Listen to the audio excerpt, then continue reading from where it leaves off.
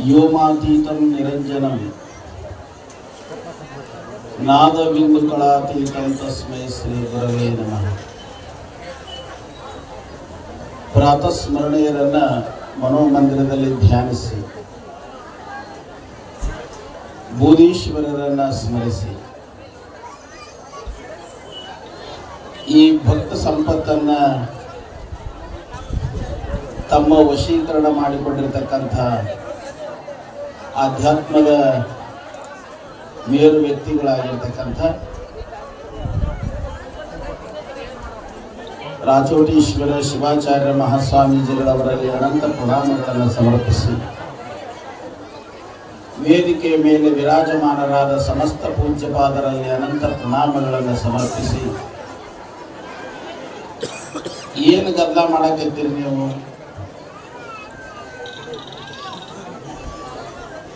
ಸ್ವಲ್ಪ ಶಾಂತಿಯಿಂದ ಕುಂತ್ಕೊಳ್ರಿ. ನಮ್ಮ ದಾಸೋಹ ಮಠದ ಅಜ್ಜವ್ರು ಹೇಳ್ದಂಗೆ, ಶಾಸ್ತ್ರೀಜಿ ಅವರು ಹೇಳ್ದಂಗೆ, 2 ತಾಸು ಕುಂದ್ರು ತಾಕತ್ತಿಲ್ದ ನಿಮಗೆ 700 ಚಿಲ್ಲರ ತಾಸು ಕುಂತಾರಂತಂದ್ರೆ ಅವ್ರ ಮುಂದೆ ನೀವು ಕುಂತೀರಿ. ನಿಮ್ಮ ತಾಕತ್ತ ತೋರಿಸುವಲ್ರಿ ನೀವು, ಬರೀ ಅವ್ರ ತಾಕತ್ತು ನೋಡಕ್ ಬಂದಿರಿ ನೀವು. ಅವ್ರು ನಿಮ್ಮ ತಾಕತ್ತು ನೋಡಕ್ಕಂತ ಕುಂತಾರ. ಈಗ ನಾ ಎಷ್ಟು ಕುಂತು ತೋರಿಸಿನಿ, ಈ ಮಕ್ಕಳು ಎಷ್ಟು ಹೊತ್ತು ಕುಂದಿರ್ತಾರಂತ ನೋಡಕ್ಕಂತ ಅವ್ರು ಕುಂತಾರ, ನೀವು ಪುಟ್ಟು ಪುಟ್ಟು ಪುಟ್ಟು ಹೇಳಾಕತ್ತೀರಿ.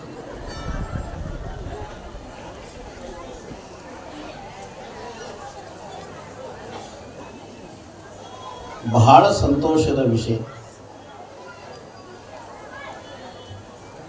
ಬಹಳ ಜನ ಈ ಅಜ್ಜವರು ಅನುಷ್ಠಾನಕ್ಕೆ ಕುಂತಾಗ 6 ದಿವಸಕ್ಕೆ ನಾನು ಇಲ್ಲಿ ಬಂದಿದ್ದೆ. ನೀರು ಮುಗಿದೊಂದು ದಾಸೋಹ ಕಾರ್ಯಕ್ರಮ ಇತ್ತು, ಬಂದಿದ್ದೆ. ಬಹಳ ಜನ ಇದ್ದಿದ್ದಿಲ್ಲ, ಅದಕ್ಕೆ ಸ್ವಲ್ಪ ಇರ್ತಿತ್ತು. ನಮ್ಮ ಸರ್ ಬಂದು ಹೇಳಿದ್ರು ಬರ್ತೇನೆ ಅಂತ ಬಂದಿದ್ದೆ. ನಡೆದಿತ್ತು, ಒಟ್ಟೆಲ್ಲ ಚಂದ ನಡೆಯಿತು. ಈ ಒಂದು ಕಾರ್ಯಕ್ರಮ ಬೆಳೀತಾ ಹೋದಂಗ 10 ದಿವಸ, 20 ದಿವಸ, 25 ದಿವಸ ಆದ್ಮೇಲೆ ಕೆಲವೊಂದು ಮಂದಿ ಕೇಳಾಕ್ ಹತ್ತಿದ್ರು ನನಗೆ ಫೋನ್ ಹಚ್ಚಿ. ಕೆಲವೊಂದು ಮಂದಿ ಬೇಕಾದವ್ರು ಅಂತಾರ, ಹಂಗ ಏನ್ರಿ ಅಜ್ಜವ್ರ, ಮತ್ತು ನಿಮ್ಮ ಪಕ್ಕದ ಊರೊಳಗೆ ಅಂತೂರು ಬೆಂತೂರಿನ ಬೂದೀಶ್ವರ ಮಠದೊಳಗೆ ಸ್ವಾಮೀಜಿಯವರು ಅನುಷ್ಠಾನ ಪರರಾಗಿದ್ದಾರೆ. ಅವರು ಕುಂತ ಬಗೆ ಏನು, ಹೆಂಗ ಅವರು ಗಾಳಿ ಇಲ್ಲದಂಗ, ನೀರಿಲ್ಲದಂಗ, ಊಟ ಇಲ್ಲದಂಗ ಹೆಂಗ ಕುಂದಿರ್ತಾರ, ಹೆಂಗ್ ಮಾಡ್ಬೋದು ಅಂತ ಕೇಳಿದ್ರು. ಅವಾಗ ನಾನು ಹೇಳಿದೆ, ಇಲ್ಲಪ್ಪ, ನಾವು ಹೊರಗೆ ಕುಂತವ್ರು, ಅವ್ರು ಒಳಗೆ ಕುಂತಾರ. ಅವರು ಹೊರಗೆ ಬಂದ ಮೇಲೆ ಅವ್ರು ಹೇಳ್ತಾರ ಅದನ್ನ. ಈಗ ನಾವು ಹೇಳುವುದು ಇಷ್ಟ, ಅವ್ರು ಹೊರಗೆ ಬರೋ ತನಕ ನೀವು ಚಂದ ಕುಂತ್ಕೊಂಡು ಭಜನೆ ಮಾಡ್ರಿ ಅಂತ ಹೇಳಿದೆ. ನೀವು ಚಂದ ಕುಂತ್ಕೊಂಡು ಭಜನೆ ಮಾಡ್ರಿ. ಅವ್ರು ಹೆಂಗ ಕುಂತಾರ ಅನ್ನೋದನ್ನ ಈಗ ಹೇಳ್ತಾರ ಅಜ್ಜಾರ. ಈಗ ಹೇಳಿದ್ನ ಅವ್ರಿಗೆ, ನೀವೇನಾರ ಮಾಡಿ ಇದನ್ನ ಒಡಕ್ ಹೊಡೆಯಬೇಕಂತ ಹೇಳಿದ್ನ.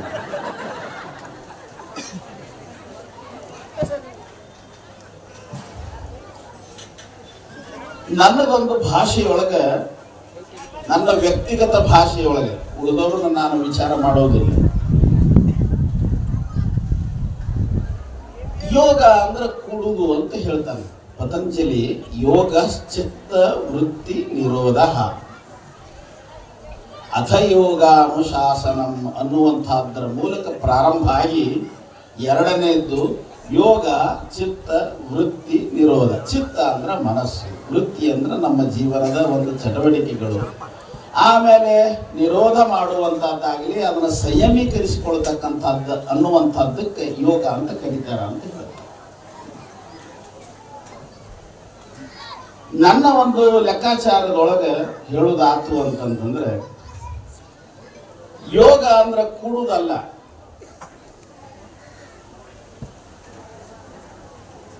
ಬಹಳ ಜನರಿಗೆ ಇದು ಆಶ್ಚರ್ಯ ಆಗ್ಬೋದು, ಉಲ್ಟಾ ಆಗ್ಬೋದು. ಯೋಗ ಅಂದ್ರೆ ಕೂಡುವುದಲ್ಲ, ಇರುವುದದು. ಕೂಡುವುದಲ್ಲ. ಕೂಡಬೇಕು ಅಂತಂದ್ರೆ ಇಬ್ರು ಬೇಕು. ಮತ್ತದಕ್ಕೆ ಕೂಡಬೇಕು ಅಂದ್ರೆ ಇಬ್ರು ಬೇಕು. ಇರುದು ಅನ್ನೋದಕ್ಕೆ ಇಬ್ರು ಬೇಕಾಗಿಲ್ಲ, ಅದು ಇರುದು. ಒಂದು ಉದಾಹರಣೆ ಕೊಡ್ತೇನೆ ನಿಮಗೆ.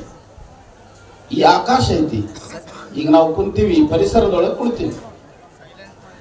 ಮೇಲೆಲ್ಲ ಮೋಡಗಳ ತಾಕಲಾಟ, ನೂಕಲಾಟ, ಪಿಕಲಾಟ ಐತಿ. ಮೇಲೆ ಐತಿಲ್ಲಿ, ಮೇಲೆ ಅಲ್ಲ ಗಮ್ಮ ಕುಚ್ಚಕತ್ತಿ. ಆಕಾಶ ಐತನೇ ಇಲ್ಲ?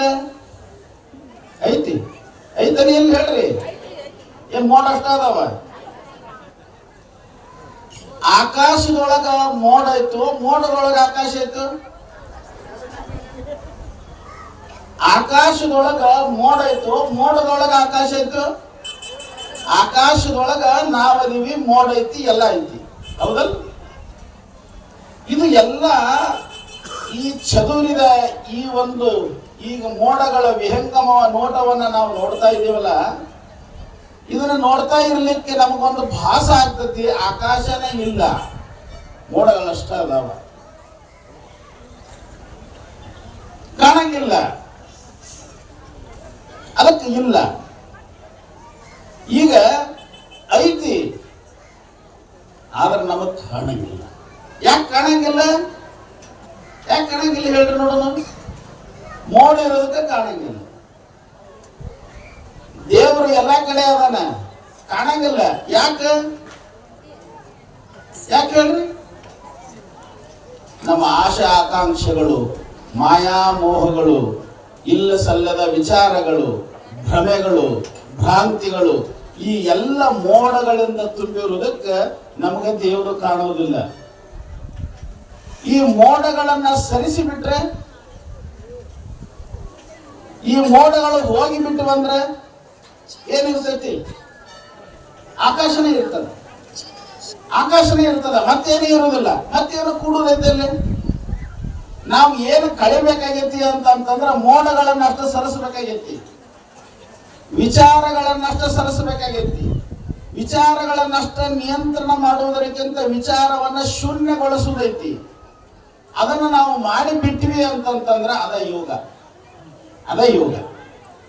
ಈಗ ನೀವು ಇಲ್ಲಿ ಕುಳಿತುಕೊಂಡಿರಿ, ಲಕ್ಷ್ಯ ಇಡ್ರಿ. ಈಗ ಇಲ್ಲಿ ಕುಳಿತುಕೊಂಡಿರಿ.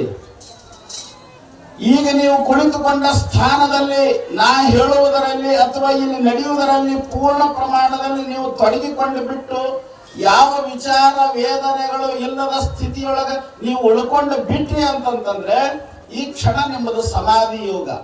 ಇದೇ ಕ್ಷಣ ಸಮಾಧಿ ಯೋಗ. ಇದೇ ಸಮಾಧಿ. ಸಮಾಧಿ ಅಂತಂದ್ರೆ ಬೇರೆದಲ್ಲ, ಎಲ್ಲಿಂದ ತರುವುದಲ್ಲದು. ಎಲ್ಲಿಂದ ತರುವುದಲ್ಲದು, ಬಾಡಿಗೆ ತರುವುದಲ್ಲ, ಭಾಂಡೆ ತರುವುದಲ್ಲ, ಎಲ್ಲಾರ ಖರೀದಿ ಮಾಡಿಕೊಂಡು ಬರೋದಲ್ಲ. ಇರೋದನ್ನ ಇಟ್ಕೊಂಡು ನಮಗೆ ನೋಡಕ್ ಆಗಂಗಿಲ್ಲ. ನೋಡಕ್ ಆದವ್ರು ನೋಡ್ತಾರ ಅದನ್ನ ಅಷ್ಟ. ಈಗ ನಿಮಗೆ ನೋಡಕ್ ಆಗೋದಿಲ್ಲ. ಯಾಕಂದ್ರೆ ಮೋಡಗಳದಾವ, ಆಕಾಶ ಕಾಣಂಗಿಲ್ಲ, ಮೋಡಗಳು ತುಂಬಿದವ. ನಮ್ಮೊಳಗ ಅನಂತ ರೀತಿಯಾದಂತಹ ಸಂಸ್ಕಾರಗಳು ಗಿರಿಕೆ ಹೊಳೆಯಕತ್ತಾವ. ಅವುಗಳನ್ನೆಲ್ಲ ಸರಿಸಬೇಕು ಅಂತಂದ್ರೆ ಸಾಧನೆ ಬೇಕು. ಹಂಗ ಸುಮ್ಮನೆ ಯಾವ್ದಾರ ಬಜಾರ್ದೊಳಗೆ ರೊಕ್ಕ ಕೊಟ್ರೆ ಸಿಗುದಲ್ಲದು. ಬಹಳ ಮಜಕುಟ ಇರತಕ್ಕಂತ ಒಂದು ನಿಜವಾದಂತ ಒಂದು ನೇಮ ಏನು ಅಂತಂತಂದ್ರೆ ಗ್ರಾವಿಟಿ ಪವರ್ ಅಂತ ಈ ಭೂಮಿಯೊಳಗೆ ಐತಿ, ಗುರುತ್ವಾಕರ್ಷಣೆ ಅಂತ ಐತಿ. ಆ ಗುರುತ್ವಾಕರ್ಷಣೆ ನಮ್ಮನ್ನ ಮೇಲೆ ಹೋಗಾಕ ಬಿಡೋದಿಲ್ಲ, ನಿಮ್ಮನ್ನ ಚಲೋ ಆಗಾಕ ಬಿಡೋದಿಲ್ಲ, ನಿಮ್ಮನ್ನ ಒಳ್ಳೆಯವ್ರಾಗಾಕ ಬಿಡೋದಿಲ್ಲ. ಯಾಕೆ ಬಿಡೋದಿಲ್ಲ ಅಂತಂದ್ರೆ ಎಷ್ಟು ಸಾಧ್ಯ ಐತಿ ನನ್ನ ತಕ್ಕ ಇರಲಿ ಇವರು ಅಂತದ್ದು, ಎಷ್ಟು ಸಾಧ್ಯ ಐತಿ ನನ್ನ ವಶದಾಗ ಇರಲಿ ಅಂತದ್ದು. ಯಾರು ಬಿಟ್ಟು ಕೊಡೋದಿಲ್ಲ, ನೀವು ಸಹಿತ ಬಿಟ್ಟು ಕೊಡೋದಿಲ್ಲ. ನಿಮ್ಮ ಮನೆಯೊಳಗಿರೋ ನನ್ನ ಮಗ ನನ್ನ ಕಡೆನೇ ಇರಲಿ, ನನ್ನ ಹೆಂಡತಿ ನನ್ನ ಪಾಲಿಗೆ ಇರಲಿ, ನನ್ನ ಗಂಡ ನನ್ನ ಪಾಲಿಗೆ ಇರಲಿ, ನಂದೆಲ್ಲ ಬಾಳೆ ಬದುಕು ನಂದರದಾಗ ಇರಲಿ, ನಾ ಸತ್ರು ನಂದರದಾಗ ಇರಲಿ, ನಾನು ಹೋದ್ರು ನಂದರದಾಗ ಇರಲಿ ಅಂತ ಆಸೆ ಪಡ್ತೀನಿ. ಇದು ಎದರಿಂದ ಬಂದೈತಿ ಅಂತಂದ್ರೆ ಆ ಭೂಮಿ ಗುರುತ್ವಾಕರ್ಷಣೆಯಿಂದ ಎಲ್ಲರಿಗೂ ಬಂದೈತಿ. ನಾವೆಲ್ಲ ಮತ್ತೆ ಮಣ್ಣು ಹೊತ್ಕೊಂಡು ಮಣ್ಣನ್ನ ಮೈ ಮೇಲೆ ಹಾಕೊಂಡು ಮಣ್ಣಿನಿಂದ ನಾವು ಆಗಿರೋದು, ಎಲ್ಲ ಮಣ್ಣಿನಿಂದನೇ ಆಗಿರೋದು. ಯಾವ ಕಲ್ಲಿಂದ ಆಗಿರೋದು? ಮಣ್ಣಿನಿಂದ ಆಗಿದೆ. ಎಲ್ಲ ಮಣ್ಣಿಂದ ಕಾಯ, ಮಣ್ಣಿಂದ ಸಕಲ ವಸ್ತು ಚರಾಚರಗಳು, ಮಣ್ಣಿಂದ. ಈ ಮಣ್ಣಿಂದ ಆಗಿರ್ತಕ್ಕಂಥ ಈ ಕಾಯದ ಗುಣ, ಈ ಭೂಮಿಯ ಗುಣ ಎರಡು ಸೇಮ, ಏನೋ ಬೇರೆ ಅಲ್ಲ, ಭಿನ್ನ ಅಲ್ಲ. ಈ ಎರಡು ಒಂದಾಗಿರೋದ್ರಿಂದ ಅದು ಏನ್ ಮಾಡ್ತೈತಿ ಅಂತಂತಂದ್ರೆ ಜಗತೈತಿ. ನೀವೊಂದು ನಿಂಬೆ ಹಣ್ಣು ಮ್ಯಾಕ್ ಒಗಿರಿ ತಳಗ ಬರ್ತೈತಿ. ಈಗೆಲ್ಲ ಶಾಲೆ ಕಲ್ತವ್ರ ಭಾಳ ಮಂದಿ ಅದಾರ, ಎಲ್ಲರಿಗೂ ಗುರ್ತೈತಿ ಸೈನ್ಸ್ ಇದ್ದೆಲ್ಲ ಲೆಕ್ಕಾಚಾರ. ಮತ್ತೊಂದು ಹೇಳಿ ಪುರಾಣ ಹುಡುಗ್ರಾಗ ಅರ್ಥ ಇರುವುದಿಲ್ಲ. ಗುರುತ್ವಾಕರ್ಷಣೆ ನಿಯಮ ಏನು ಅಂತಂತಂದ್ರೆ ಮೇಲೆ ಹೋಗುವುದೇನಿಲ್ಲ, ಎಲ್ಲ ನನ್ನ ತಕ್ಕ ಇರಲಿ ಅಂತ ಹೇಳ್ತೈತಿ. ಒಬ್ಬ ಯೋಗಿ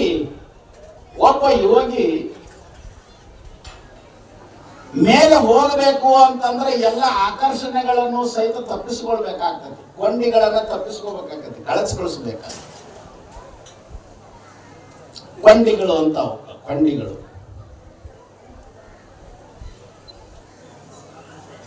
ಮೊನ್ನೆ ಅದ್ರವರು ಉಳಿವಿಗೆ ಹೋಗಿದ್ರು, ಚನ್ನ ಬಸವಣ್ಣವರು ದರ್ಶನ ಮಾಡ್ಕೊಂಡು ಬಂದರು. ಇಡೀ ಬ್ರಹ್ಮಾಂಡದ ಇತಿಹಾಸದೊಳಗ ಕರ್ಣಹಸಿಗೆ ಮಿಶ್ರಾರ್ಪಣ ಅಂತ ಅವರು ಗ್ರಂಥಗಳನ್ನು ಬರೆದರು. ಪ್ಯೂರ್ ಇನ್ನುವರೆಗೂ ಸೈನ್ಸ್ಗೂ ಸಹಿತ ಅದು ಅಪ್ರೂವ್ ಮಾಡಲಿಕ್ಕೆ ಆಗಂಗಿಲ್ಲ, ಅಷ್ಟು ವೈಜ್ಞಾನಿಕವಾದಂಥ ವಿಷಯಗಳನ್ನು ಅವರು ಬರೆದಿದ್ದಾರೆ.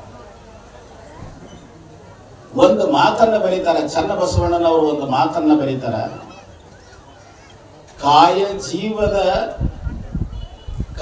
ಜೀವದ ಹೊಲಿಗೆಯನ್ನ ಬಿಚ್ಚಿ ಬಿಸಾಡಬೇಕು ಅಂತ ಬರೀತಾರೆ. ಕಾಯ ಜೀವದ ಹೊಲಿಗೆಯನ್ನ ಬಿಚ್ಚಬೇಕಲ್ಲ. ನೀವು ಹೊಲಿಗೆ ಹಾಕೊಂಡಿರ್ತೀರಲ್ಲ, ನೀವು ಇದನ್ನ ಪ್ಯಾಂಟ್ ಏನೋ ಹಾಕೊಂಡಿರ್ತೀರಿ, ಭಾಳ ಉದ್ದ ಆಕೈತೆ ಅಂದ್ಕೊಂಡು ಹೊಲ್ಕೊಂಡಿರ್ತೀರಿ. ಅದು ಭಾಳ ಉದ್ದ ಅಂದ್ಕೊಂಡು ಏನ್ ಮಾಡ್ತೀರಿ, ಹಿಂಗ್ ಮಡಿಸಿ ಹೊಲ್ಕೊಂಡಿರ್ತೀರಿ. ಅದನ್ನ ಕುಬ್ಸರ ಆಗಲಿ, ಈ ಪ್ಯಾಂಟರ ಆಗಲಿ, ಈಗೇನ ಹುಚ್ಚ ಹುಡ್ರಂತೂ ಉದ್ದ ಆದ ಕೂಡ ಒಂದು ಹಿಡ್ತಾ ಮಾಡ್ತಾ ಮತ್ತೆ ಹಿಂಗ್ ಹೊಲಿಸ್ತಾರೆ, ಹಿಂಗ್ ಹೊಲಿಸ್ತಾರೆ. ಪ್ಲಾಸ್ಟಿಕ್ ಹಾಕೊಂಡು ಒಳಗಿರ್ತಾರೆ. ಆ ಹೊಲಿಸ್ತಾರಲ್ಲ, ಆ ಹೊಲದಿರ್ತಕ್ಕಂಥ ಅದನ್ನ ಹೆಚ್ಚಿಗೆ ಮಾಡ್ಬೇಕಂದ್ರೆ ಏನ್ ಮಾಡ್ಬೇಕು, ಅದನ್ನ ಕುಲ್ಲ ಮಾಡ್ಬೇಕಂದ್ರೆ ಏನ್ ಮಾಡ್ಬೇಕು, ಬಿಚ್ಚಬೇಕು. ಅದನ್ನ ಹಾಕಿದವ್ರು ಯಾರು? ಆ ಹೊಲಿಗೆನ ನೀವ ಹಾಕಿವ್ರಿ, ನಾವ ಹಾಕಿರ್ತೀವಿ. ಆ ಹೊಲಿಗೆನ ಅದನ್ನ ನಾವ ಬಿಚ್ಚಬೇಕು. ಅದನ್ನ ಬೇರೆದವ್ರು ಬಿಚ್ಚಕ್ ಬರುವುದಿಲ್ಲ. ಅದನ್ನ ಗುರು ಏನ್ ಮಾಡ್ತಾನ ಅಂತಂತಂದ್ರೆ, ಅವ ಏನ್ ಮಾಡ್ತಾನ ಅಂತಂತಂದ್ರೆ ಸೂಜಿ ಕೊಡ್ತಾನ, ದಾರ ಕೊಡ್ತಾನ, ಹೊಲಿಗೆ ಹಾಕಾಕು ಬರಾಕು ಹೇಳ್ತಾನ, ಹೊಲಿಗೆ ಬಿಚ್ಚುವುದ ಏನನ್ನು ಹೇಳ್ತಾನ. ಆದ್ರೆ ಒಂದು ಲಕ್ಷದೊಳಗಿರಬೇಕು, ಅದನ್ನ ನಾವು ಬಿಚ್ಚಾಕ ಪ್ರಯತ್ನ ಮಾಡಬೇಕು ಹೊರತು ಹಾಕಾಕ ಪ್ರಯತ್ನ ಮಾಡಬಾರದು. ಯೋಗಿ ಆದವ ಅದನ್ನ ಬಿಚ್ಚಾಕ ಪ್ರಯತ್ನ ಮಾಡ್ತಾನ, ಭೋಗಿ ಆದವ ಅದನ್ನ ಹಾಕಾಕ ಪ್ರಯತ್ನ ಮಾಡ್ತಾನೆ. ಎರಡರ ಮಧ್ಯದಲ್ಲಿ ನಾವು ಇರುವಂತಹ ಒಂದು ಬಗೆ ಅನ್ನುವಂಥ ಮಾತನ್ನ ಇಲ್ಲಿ ಹೇಳಲಿಕ್ಕೆ ನಾನು ಇಷ್ಟಪಡ್ತೀನಿ. ಕಾಯ ಜೀವದ ಕುಳ ಸ್ಥಳಗಳ ನೀವು ಬಲ್ಲಡೆ ಹೇಳಿದೆ ಚನ್ನಬಸವಣ್ಣ ಅವ್ರ. ಈ ಕಾಯ ಜೀವಗಳು ಏನದಾವಲ್ಲ, ಈ ಕಾಯ ಇದು ಇಲ್ಲೈತಿದೆ ಕಾಯ. ಈಗ ಹೇಳ್ತಾರ, ನಾನು ಜೀವಂತ ಇರಬೇಕಾಗಿತ್ತು ಅಂತಂದ್ರೆ ಪಟ್ಟಂತ ಮೇಲೆ ಎಗರ್ಬೇಕು, ನಾನು ಪಟ್ಟಂತ ಮೇಲೆ ಎಗರ್ಬೇಕು. ನಾನು ಧ್ಯಾನ ಮೂಲಕವಾಗಿ ನಾನು ಮೇಲೆಗಡೆ ಇದ್ದೆ ಅಂತಂದ್ರೆ ನಾನು ಬದುಕಿದೆ ಅಂತ ಭಾವಿಸುತ್ತೆ. ಅಕಸ್ಮಾತ್ ನಾನು ಮೇಲೆ ಹೋಗಲಿಲ್ಲ, ನನಗೇನೋ ಎಡರು ತೊಡರುಗಳು ಬಂದವು ಅಂತಂದ್ರೆ ಹೊರಗೆ ಹೋದೆ ಅಂತ ಅರ್ಥ. ಸಮಾಧಿ ಹೋಗಿ ಶವ ಆಗುವಂತದ್ದಕ್ಕೂ ಬಹಳ ಟೈಮ್ ಇರುವುದಿಲ್ಲ. ಸಮಾಧಿ ಆಗುವ ಜಾಗದಾಗ ಶವ ಆಗಿಬಿಡಬಹುದು. ಎರಡು ಸಣ್ಣ ಸನ್ನಿವೇಶಗಳು ಏನು ಹೇಳ್ತದೆ ಅಂತಂದ್ರೆ, ಮ್ಯಾಲೆ ಹೋದೆ ಸಂತೃಪ್ತಿ, ಕೆಳಗೆ ಉಳಿದೆ ನೀರಸ, ಏನೂ ಇಲ್ಲ, ಕೆಲಸ ಕೆಟ್ಟಂತಾಗಿ. ಈ ಹಿನ್ನೆಲೆಯೊಳಗೆ ಒಬ್ಬ ಯೋಗಿ ತನ್ನ ಒಂದು ಪವರ್ ಅನ್ನ ಜಾಸ್ತಿ ಮಾಡಿಕೊಂಡು, ಈ ಗ್ರಾವಿಟಿ ಪವರ್ ಅಂತ ಏನೈತಿ, ಆಕರ್ಷಣೆ ಅನ್ನುವಂಥದ್ದು ಏನೈತಿ, ಅದನ್ನ ಮೀರಿ ಮೇಲೆ ಹೋಗಿ ತನ್ನ ಒಂದು ಬ್ಯಾಲೆನ್ಸ್ ಮಾಡಿಕೊಂಡು ಇರುವಂತಹದ್ದ ಸಮಾಧಿ. ಇದೇ ಸಮಾಧಿ. ಈಗೇನ್ ನೀವು ಕುತ್ಕೊಂಡು ಇಲ್ಲೇನಾರ ನೀವು ಮನಸ್ಸು ಕೊಟ್ಟು ಇಲ್ಲೇನಾರ ಇದೇ ಕ್ಷಣದಲ್ಲಿ ಈ ಮಾತಿನ ಬಟ್ ಮಧ್ಯದಲ್ಲಿ ನೀವೇನೋ ಕಣ್ಣಿಟ್ಟು ಯಾವಯಕ್ಕದೆ ನೋಡ್ತಿದ್ರಿ ಅಂದ್ರೆ ಈ ಕ್ಷಣನ ನಿಮ್ಮ ಸಮಾಧಿ. ಈಗಲೂ ನಿಮ್ಮ ಸಮಾಧಿ ಅಂತಾನೆ ತಿಳ್ಕೊಳ್ರಿ. ಎಲ್ಲಿ ಮನಲಯ ಆಗ್ತತಿ ಅದು ಸಮಾಧಿ ಆಗ್ತದೆ. ಮನಮುಕ್ತ ಯೋಗ, ಅದಕ್ಕೆ ಶೂನ್ಯ ಸಂಪಾದನೆ ಅಂತ ಕರೆದು ಶರಣರು. ಶೂನ್ಯವನ್ನ ಸಂಪಾದನೆ, ಆಕಾಶವನ್ನ ಸಂಪಾದಿಸುವುದು. ಆಕಾಶ ಏನು ಸಂಪಾದಿಸೋದು? ನಾವು ಇದನ್ನು ಸಂಪಾದಿಸೋದು ಕಲಿಸ್ತೀವಿ. ಮಕ್ಕಳಿಗೆ ಆಗಲಂತ ಆಸ್ತಿ ಹಿಡಿತೀವಿ, ಭಕ್ತರಿಗೆ ಆಗಲಂತ ಮಠ ಕಟ್ತೀವಿ. ಮಕ್ಕಳಿಗೆ ಆಗಲಂತ ಆಸ್ತಿ ಹಿಡಿತೀವಿ, ಭಕ್ತರಿಗೆ ಆಗಲಂತ ನಾವು ಮಠ ಕಟ್ತೀವಿ. ಶಾಲೆ ಕಟ್ತೀವಿ, ಸ್ವಂತಕ್ಕೊಂದು ಕಟ್ತೀವಿ. ಇವು ಎಲ್ಲ ಎಲ್ಲಿರುವ? ಇವು ಮ್ಯಾಲೆ ಬರುವ, ಕೆಳಗಿರುವ? ಕೆಳಗಿರುವ. ನಮ್ಮ ಕೂಡ ಬರುವ ಅಲ್ಲಿ. ಅದರ ಜೊತೆಯೊಳಗೆ ನಮ್ಮ ಜೊತೆಯಲ್ಲಿ ಬರತಕ್ಕಂಥದ್ದು ಒಂದು ರಹಸ್ಯ ಅಡಗೈತಿ. ಅದು ಏನು ಅಂತಂತಂದ್ರೆ ಕಾಯ ಜೀವದ ಹೊಲಿಗೆಯನ್ನು ಬಿಚ್ಚುವಂತ ರಹಸ್ಯ. ಅದನ್ನ ಯಾರು ಬಿಚ್ತಾರ ಅವರು ಯೋಗಿ ಆಗ್ತಾರ, ಯಾರು ಹಾಕ್ತಾರ ಅವರು ಭೋಗಿ ಆಗ್ತಾರ. ಈ ಡಿಫರೆನ್ಸ್ ಅನ್ನ ಅರ್ಥ ಮಾಡಿಕೊಂಡು ನಾವು ಬದುಕನ್ನು ನಡೆಸಬೇಕು ಅನ್ನೋದಕ್ಕೆ, ಇದನ್ನು ತಿಳಿಸಿಕೊಡೋದಕ್ಕಾಗಿ ರಾಜೋಟೇಶ್ವರ ಸ್ವಾಮಿಗಳು ತಪಸ್ಸು ಮಾಡಿ ಬಿಚ್ಚು ಕೆಲಸ ಮಾಡ್ಯಾರ. ಅವರು ಹೊಲಿ ಕೆಲಸ ಮಾಡಿದ್ರು, ಬಿಚ್ಚಾರ. ಅವನ್ನ ಹೊಲಿಗೆ ಬಿಚ್ಕೋದ್ ಕುಂತಾರ. ಇದನ್ನೊಂದು ಬಿಚ್ಚುದು, ಇದನ್ನೊಂದು ಬಿಚ್ಚುದು. ಇದು ಒಂದು ದಿವಸದ ಹೊಲಿಗೆ ಅಲ್ಲಿದು, ಲಕ್ಷ ಲಕ್ಷ ವರ್ಷದ ಜನ್ಮಾಂತರದ ಹೊಲಿಗೆ. ನಾವು ಎಂದೆಂದ ನಾವು ಈ ಭೂಮಿಗೆ ಬರ್ಕೊಂತ ಹೊಂಟಿವಲ್ಲ, ಬಂದಾಗ ಒಮ್ಮೆ ಹೊಲಿಗೆ ಹಾಕೊಂತ ಬಂದೀವಿ. ನಾವು ಹಂಗ ಕೌದಿ ಹೊಲಿದಂತ ಮುದುಕ್ಯಾರ ಕೌದಿ. ಈಗ ರಜಾಯಿ ಬಂದವು, ಕೌದಿ ಇದ್ವು ಅವಾಗ. ಈಗೆಲ್ಲ ಕೌದಿ ಯಾರು ಹೊರಂಗಿಲ್ಲ. ಕೌದಿ ಹೊತ್ಕೊಂಡ್ರು ಬಡವ್ರು ಹಾಕ್ತಾರಂತ. ಬಹಳ ಶಾಣ್ಯರಾಗ್ಯಾರ ಈಗ ಬಹಳ ಜನ. ಆ ಕೌದಿ ಹೊಲಿತಿದ್ರಲ್ಲ, ಕೌದಿ ತುಂಬನೂ ಸಹಿತ ಕಸೂತಿ ಹೊಲಿಗೆ ಹಾಕೋದು. ನಾವು ಜನ್ಮಾಂತರದಿಂದ ಹೊಲಿಗೆ ಹಾಕುವಂತ ಬಂದೀವಿ. ಇದಕ್ಕೆ ಆ ಸಂಸ್ಕಾರ, ಈ ಸಂಸ್ಕಾರ, ಆ ಸಂಘ, ಈ ಸಂಘ, ಆ ನಡೆ, ಈ ನುಡಿ, ಆ ಧರ್ಮ, ಈ ಧರ್ಮ. ಯಾವ ಧರ್ಮ ಇಲ್ಲ. ಎಲ್ಲ ಧರ್ಮಗಳು ಎಲ್ಲ ಶೂನ್ಯ ಧರ್ಮ. ಯಾವ ಧರ್ಮದಲ್ಲಿ ಇಲ್ಲ. ಕೃಷ್ಣ ಒಂದು ಮಾತು ಹೇಳ್ತಾನ, ಸರ್ವ ಧರ್ಮಾನ್ ಪರಿತ್ಯಜ್ಯ ಮಾಮೇಕ ಶರಣಂ ವ್ರಜ, ಮಾಮೇಕಂ ಶರಣಂ ವ್ರಜ. ಸರ್ವಧರ್ಮಾನ್ ಪರಿತ್ಯಜ್ಯ, ಸರ್ವಧರ್ಮಗಳನ್ನು ನೀನು ಬಿಟ್ಟು ನನ್ನಲ್ಲಿ ಶರಣಾಗತನಾದಿ ಅಂದ್ರೆ ಅದೇ ಕ್ಷಣ ಮುಕ್ತಿ ಅಂತ ಹೇಳ್ತಾನೆ. ಅಲ್ಲವರು ಒಂದು ಮಾತನ್ನು ಹೇಳ್ತಾರೆ, ತಾನು ಶುದ್ಧನಾದ ಶರಣಂಗೆ ಗುಹೇಶ್ವರನೆಂಬುದೊಂದು ಕಿಂಚಿತ್. ತಾನು ಶುದ್ಧನಾದ ಶರಣಂಗೆ ಗುಹೇಶ್ವರನೆಂಬುದೊಂದು ಕಿಂಚಿತ್ತು. ಈ ಆಕಾಶವನ್ನು ಅಡೆರಿರ್ತಕ್ಕಂತಹ ಏನು ಶಕ್ತಿ ಐತಲ್ಲ, ಎನರ್ಜಿ ಏನೈತಲ್ಲ, ಅದೇ ತೃಣ ಸಮಾನ. ನಾನು ಶುದ್ಧನಾಗಿದ್ದರೆ ಬದ್ಧನಾಗಿದ್ದರೆ ಇಲ್ಲ, ಶುದ್ಧನಾಗಿದ್ದರೆ ಕಿಂಚಿತ್ತು ಅಂದ್ರೆ ಕ್ಷಣಿಕ. ಇಂಥ ಒಂದು ತಾಕತ್ತಿನ ಮಾತುಗಳನ್ನು ಆಡಬೇಕಾಗಿತ್ತು ಅಂತಂದ್ರೆ ಅವರಲ್ಲಿ ಎಷ್ಟು ತಾಕತ್ತಿರಬೇಕು ಅನ್ನೋದನ್ನ ನಾವು ಇಲ್ಲಿ ಒಂದಿಷ್ಟು ಅಂದಾಜ ಹಾಕೊಳ್ಳೋದ್ರಕ್ಕಿಂತ ಸಾಧನೆ ಮಾಡಿದ್ರೆ ಮಾತ್ರ ಗುರುತಾಗ್ತೈತಿ ಅನ್ನುವಂಥ ಮಾತನ್ನ ಈ ಸಂದರ್ಭದಲ್ಲಿ ಹೇಳಿ ಬಯಸಿ, ನಾನು ಬಹಳ ಸಂತೋಷದಿಂದ ಹೇಳುವಂಥ ಮಾತು ಏನು ಅಂತಂದ್ರೆ, ಯಾವುದೇ ಒಬ್ಬ ಶರಣ, ಯಾವುದೇ ಒಬ್ಬ ಸಂತ, ಯಾವುದೇ ಒಬ್ಬ ಇಂಥ ಮಹಾತ್ಮರು ಅವರು ಒಂದು ಜೀವನದೊಳಗೆ ಒಂದು ಸಾಧನೆಯನ್ನು ಮಾಡ್ಯಾರ ಅಂತಂತಂದ್ರೆ ಅದನ್ನು ನಾವು ಯಾರೇ ಮಾಡಿದರೂ ಸಹಿತ ಅದನ್ನು ನಾವು ಸ್ವಾಗತೀಕರಿಸಬೇಕು. ಅವರ ವಿನಮ್ರವಾಗಿ ಅದನ್ನು ಒಪ್ಪಿಕೊಳ್ಳಬೇಕು, ಅದನ್ನು ಅರಿಗೊಳ್ಳಬೇಕು ಅನ್ನುವಂಥ ಮಾತನ್ನು ಈ ಸಂದರ್ಭದಲ್ಲಿ ಹೇಳ್ತಾ, ಇನ್ನೊಂದು ಮಾತು ನಿಮ್ಮ ಲಕ್ಷ್ಯದೊಳಗಿರಲಿ. ಯಾವುದೇ ಒಬ್ಬ ವ್ಯಕ್ತಿಯನ್ನ ಇನ್ನೊಂದು ವ್ಯಕ್ತಿಗೆ ಕಂಪ್ಯಾರಿಸನ್ ಮಾಡಬಾರದು. ಇದು ತಲೆಯೊಳಗೆ ಇಟ್ಕೊಂಡಿಲ್ಲ, ಬಹಳ ಕೆಟ್ಟ. ಬುದ್ಧನನ್ನ ಮಹಾವೀರನ ಜೊತೆಯೊಳಗೆ ಕಂಪ್ಯಾರಿಸನ್ ಮಾಡಂಗಿಲ್ಲ, ಮಹಾವೀರರನ್ನ ಬಸವಣ್ಣನ ಜೊತೆಯೊಳಗೆ ಮಾಡಂಗಿಲ್ಲ, ಬಸವಣ್ಣನವರನ್ನ ಅಲ್ಲಮರ ಜೊತೆಯೊಳಗೆ ಮಾಡಂಗಿಲ್ಲ, ಅಲ್ಲಮರನ್ನ ಚನ್ನ ಬಸವಣ್ಣವರ ಜೊತೆಯೊಳಗೆ ಮಾಡಂಗಿಲ್ಲ. ಇವ್ರನ್ನ ನನ್ನ ಜೊತೆಯೊಳಗೆ ಮಾಡಂಗಿಲ್ಲ, ನನ್ನ ಇವ್ರ ಜೊತೆಯೊಳಗೆ ಮಾಡಂಗಿಲ್ಲ, ಇವ್ರನ್ನ ನಿಮ್ಮ ಜೊತೆಯೊಳಗೆ ಮಾಡಂಗಿಲ್ಲ.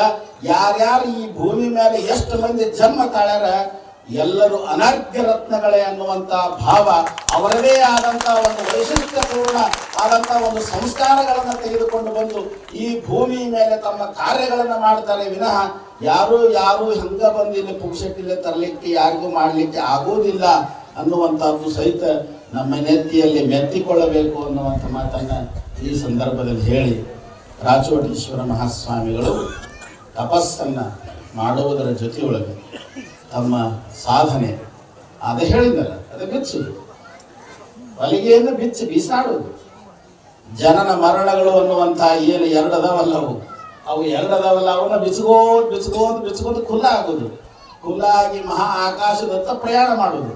ಆ ಪ್ರಯಾಣ ಮಾಡಿದವರು ಅಲ್ಲೇ ನಿಂತರ ಬೇಸಿ ಮತ್ತೆ ತಾಳಗೆ ಬಂದ್ರೆ ಮತ್ತೆ ಸಮಸ್ಯೆ ಆಗ್ತದೆ ಅನ್ನುವಂಥ ಒಂದು ಹಿನ್ನೆಲೆಯೊಳಗೆ ಆದ್ರೆ ಮ್ಯಾಲಿನ ಹೋಗ್ಬೋದು ತಳಗನು ಬರುವುದು ಅನ್ನುವಂಥದ್ದು ಯೋಗಿಗೆ ಗುರ್ತೈತಿ, ಅದು ರಹಸ್ಯ ಅನ್ನುವಂಥ ಮಾತನ್ನ ಇಲ್ಲಿ ಹೇಳಿ ಅವರು ತಮ್ಮ ಜೀವನದೊಳಗೆ ವಿಶೇಷವಾಗಿ 16 ಸರಿ ಈ ಸಮಾಧಿ ಯೋಗವನ್ನು ಮಾಡ್ಯಾರ. ಈ ಎಲ್ಲ ಸಾಧನೆ ಮಾಡ್ತಕ್ಕಂಥ ಸಾಧಕರಿಗೆ ಅವರೊಂದು ಪ್ರೇರಣೆ ಅನ್ನುವಂಥದ್ದನ್ನು ನಾನು ಮನಸಾರೆ ಅವರನ್ನ ಒಪ್ಪಿಕೊಳ್ಳಬೇಕು ಅನ್ನುವಂಥ ಮಾತನ್ನು ಈ ಸಂದರ್ಭದಲ್ಲಿ ಯಾಕಂತಂದ್ರೆ ಆ ಒಂದು ಸಾಧನೆ ಮಾಡಬೇಕು, ನಾನು ಸಾಧಿಸಬೇಕು, ನಾನು ಅದನ್ನು ಪಡೆದುಕೊಳ್ಳಬೇಕು ಅನ್ನುವಂಥ ಏನು ಹಂಬಲ ಆಯ್ತಲ್ಲ, ಅದು ಸಾಮಾನ್ಯರಿಗೆ ಬರೋದಿಲ್ಲ, ಎಲ್ಲರಿಗೆ ಬರೋದಿಲ್ಲ. ಆ ಸಂಸ್ಕಾರವನ್ನು ತಗೊಂಡು ಬಂದಿದ್ರೆ ಬರ್ತೈತಿ ಅನ್ನುವಂಥ ಮಾತು. ಈಗೆಲ್ಲ ಕೇಳಾಕತ್ತಿದ್ದೆ, ನಮ್ಮ ಮನೆಯೊಳಗೆ ನಮ್ಮ ತಾಯಿ ನವರಾತ್ರಿಯೊಳಗೆ ಉಪವಾಸ ಮಾಡ್ತಿದ್ರು. ಅವ್ರು ಉಪವಾಸ ಮಾಡೋದನ್ನು ನೋಡಿ ನಾನು ಉಪವಾಸ ಮಾಡ್ಕೋತ ಈ ಲೆಕ್ಕಕ್ಕೆ ಬಂದು ಕುಂತೆ ಅಂತ ಹೇಳಿ. ಹಂಗಿರಂಗಿಲ್ಲ. ಭಾಳ ಮಂದಿ ಮನೆಯೊಳಗೆ ನವರಾತ್ರಿ ಉಪವಾಸ ಮಾಡೋರು ಅದಾರ, ಜಾಗರಣೆ ಮಾಡೋರು ಅದಾರ, ಜಾಗೃತಿ ಬಾರಿಸೋರು ಅದಾರ. ಎಲ್ಲರೂ ಯಾಕೆ ಮಾಡೋಕ್ಕಾಗಲ್ಲ? ಹಂಗಿಲ್ಲ. ಅದರ ತೂಕ ಬೇರೆ ಐತಿ, ಅದರ ಟೆಕ್ನಿಕಲ್ ಬೇರೆ ಐತಿ. ಅದನ್ನ ನಾನು ಮುಚ್ಚಿ ಹೇಳಕ್ಕೆ ಬರೋದಿಲ್ಲ. ಬಿಚ್ಚಿ ಹೇಳಿದ್ರೆ ಅದು ಅದು ಹೇಳಬಾರ್ದು ಅಂತ ಐತಿ. ಹುಚ್ಚರ ಮುಂದೆ ಶಾಣೆತನ ಹೇಳಬಾರದು, ಶಾಣ್ಯಾರ ಮುಂದೆ ಅಷ್ಟ ಶಾಣೆತನ ಹೇಳ್ಬೇಕು. ಹುಚ್ಚರ ಮುಂದೆ ಹೇಳಿದ್ರೆ ಅದು ಕಿತಾಪತಿ ಮಾಡ್ತೀರಿ ಅಂತ ತಿಳ್ಕೊಂಡು ಎಲ್ಲ ಶರಣರು ಏನ್ ಮಾಡಿದ್ರು ಅಂತಂದ್ರೆ, ಅಲ್ಲಮ ಪ್ರಭುವಿನಿಂದ ಹಿಡ್ಕೊಂಡು ಎಲ್ಲ ಮಹಾತ್ಮರು ಏನ್ ಮಾಡಿದ್ರು ಅಂತಂದ್ರೆ, ಬೆಳಗಿನ ವಚನಗಳ ಮೂಲಕವಾಗಿ ಯೋಗ ಸಾಧನೆಯ ಗುಟ್ಟಿನ ರಹಸ್ಯವನ್ನ ರಟ್ಟ ಮಾಡಿಟ್ರು. ಅದನ್ನ ಒಳಗೆ ಹೋಗ್ಬೇಕು ಅಂತಂದ್ರೆ ಅದು ಏನಾರ ಅವಾಗ ಸ್ಪರ್ಶ ಜ್ಞಾನ ಇತ್ತಂದ್ರೆ ಅಷ್ಟ ಅದನ್ನ ಪಡ್ಕೋಬೇಕು. ಉಳಿದವರಿಗೆ ಏನು ನಪಂಸಕಲಿಂಗ ಆಗಿ ಅಷ್ಟ ಸುಮ್ಮನೆ ಹೋಗ್ಬೇಕು ಅವ್ರು ಅನ್ನುವಂಗ ಮಾಡಿಟ್ರು ಅನ್ನುವಂಥ ಮಾತನ್ನ ಇಲ್ಲಿ ಹೇಳಿ, ಅಂತ ಒಂದು ಯೋಗ ಸಾಧನೆಯನ್ನು ನಾವು ಹೇಳ್ಕೊಳ್ಬೇಕು ಅಂದ್ರೆ, ಕೇಳಬೇಕು ಅಂದ್ರೆ ಆ ಲೆವೆಲ್ ಇದ್ರೆ ಒಂದು ಮಾತು ಅನ್ನುವಂಥದ್ದು. ನನ್ನ ಜೀವನದೊಳಗೆ ತಪೋವನ ಅಂತ ಇದ್ರು ಧಾರವಾಡದೊಳಗೆ ಕುಮಾರಸ್ವಾಮಿಗಳು ಅಂತ ಆಗಿದ್ರು. ಅವರು ಒಬ್ಬ ಯೋಗಿಗಳು. ಯೋಗದ ಬಗ್ಗೆ ನನಗೂ ಬಹಳ ಹುಚ್ಚು. ಆ ಸಂದರ್ಭದೊಳಗೆ ನಾ ಕಾಶಿ ಒಳಗಿದ್ದಾಗ ಅವ್ರನ್ನ ಭೇಟಿ ಆಗ್ಬೇಕು ಅಂತ ತಿಳ್ಕೊಂಡು, ಅಣ್ಣಪ್ಪ ಅಂತ ತಿಳ್ಕೊಂಡು ಒಬ್ರು ಬಹಳ ಅವ್ರ ಬಗ್ಗೆ ಅವ್ರ ನೆಚ್ಚಿನ ಶಿಷ್ಯ ಕರ್ಕೊಂಡು ಅವ್ರು ಅಲ್ಲಿಗೆ ಹೋದ. ಅವ್ರನ್ನ ಭೇಟಿ ಆದ. ಅವ್ರು ಬಹಳ ಯೋಗಿತಾವಾನಿದ್ರು, ತಪಸ್ವಿಗಳಿದ್ರು, ಬಹಳ ದೊಡ್ಡ ಎತ್ತರದ ಮನುಷ್ಯರಿದ್ರು. ಅವ್ರು ನೋಡಿ ಸಂತೋಷಪಟ್ಟೆ. ಒಂದು ಮಾತು ಹೇಳಿದ್ರು, ಹಿಮಾಲಯದೊಳಗೆ ನೇಮಾನಂದಜಿ ಅಂತದಾರ ಅಂತ ಹೇಳಿದ್ರು. ಹಿಮಾಲಯದೊಳಗೆ ನೇಮಾನಂದಜಿ ಅಂತದಾರ. ಅವ್ರ ವಯಸ್ಸು ಎಷ್ಟು ಅಂತಂದ್ರೆ 3000 ವರ್ಷ ಅಂತ ಹೇಳಿದ್ರು. ಹಿಮಾಲಯದೊಳಗೆ ನೇಮಾನಂದಜಿ ಅಂತದಾರ. ಅವ್ರ ವಯಸ್ಸು ಎಷ್ಟು ಅಂತಂದ್ರೆ 3000 ವರ್ಷ ಅಂತ ಹೇಳಿದ್ರು. ಅದಕ್ಕೆ ನಾನೊಂದು ಪ್ರಶ್ನೆ ಕೇಳಿದೆ, ಮತ್ತೆ ಅವ್ರ ಬದುಕಿದ ವ್ಯವಸ್ಥೆಗೆ ಈ ಶರಣರ ಒಂದು ಯೋಗ ಸಾಧನೆ ವ್ಯವಸ್ಥೆ ಇದಕ್ಕೆ ಸಿಸ್ಟಮ್ಗೆ ಏನು ವ್ಯತ್ಯಾಸಗಳನ್ನು ನೀವು ಹುಡುಕ್ತೀರಿ ಅಂತ ಕೇಳಿದೆ.